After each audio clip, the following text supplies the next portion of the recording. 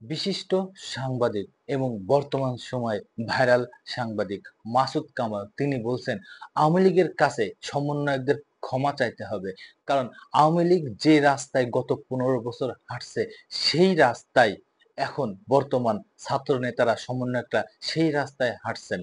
আওয়ামী লীগ যদি কখনো ক্ষমতায় আসে অবশ্যই এই সমন্বয়কদের ক্ষমা চাইতে হবে। কারণ সমন্বয়করা এখন তাদের পথভ্রষ্ট হয়ে গেছে, তারা পথ হারিয়ে ফেলছে।